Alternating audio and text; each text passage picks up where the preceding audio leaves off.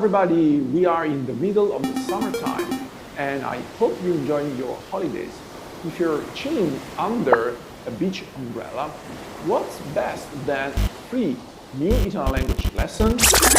Actually, I know at least 10 things that are better than that. Shut up. I know you're craving for new Italian language lesson.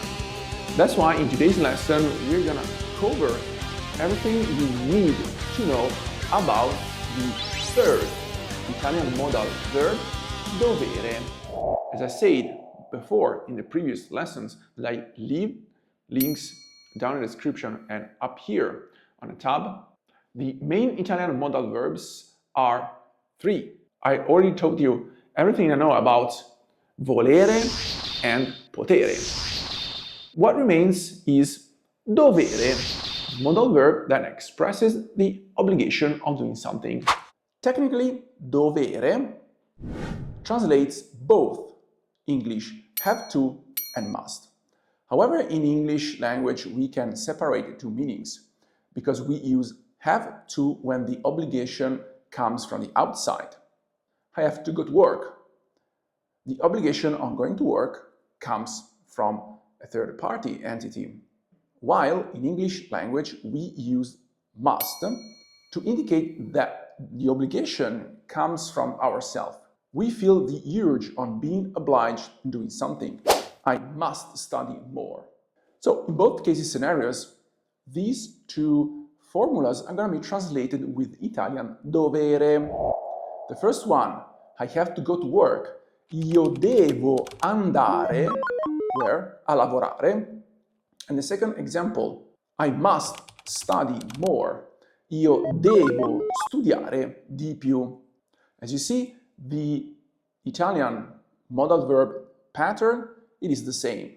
You use the modal verb to its simple presence, simple enough and present enough, devo, and after you place the infinitive form of the verb that actually describes the action.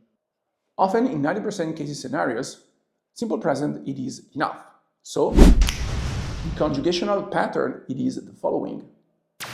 Io devo, tu devi, lui deve, noi dobbiamo, voi dovete, loro devono.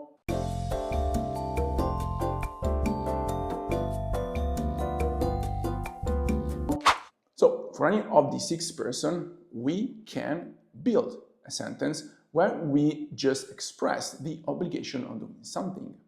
Noi dobbiamo andare, we must go. Tu devi smettere di parlare. You have to stop talking.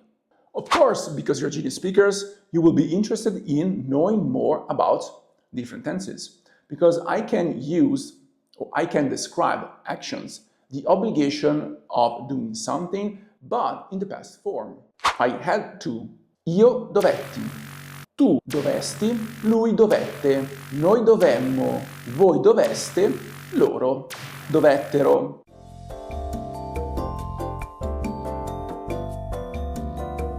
That conjugation pattern refers to simple past. Lui dovette lasciare casa. He had to leave home. And of course, we can also conjugate to simple future and express an obligation that will come in the next future.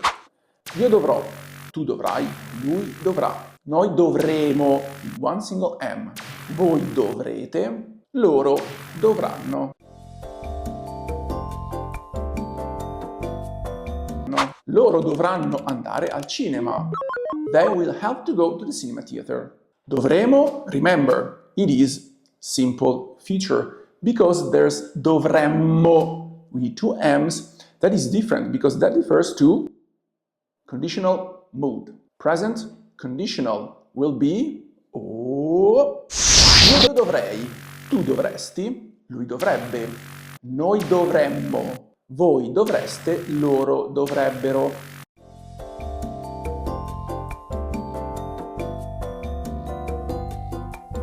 It is important because if I say noi dovremo andare is simple future. We will have to go. Noi dovremmo andare, we should go.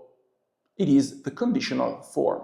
And of course, you can use the past conditional when you want to express an obligation that is about the future in the past. Io avrei dovuto, I should had.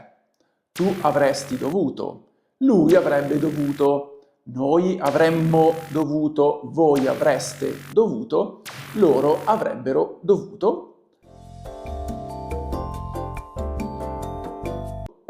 And that makes the whole structure for the modal verb. To that, we must add a third verb. That is the real action we want to express the obligation. Io avrei dovuto mangiare. Exactly 3 verbs in a row. Ladies and gentlemen, class is dismissed. Remember please to click on Genius Speaking logo here down in the corner, subscribe to my channel, and of course watch more of the videos I made about the Italian language. Of course, I leave in the description all the links to the previous lessons. Remember, speak like a genius. Bye bye!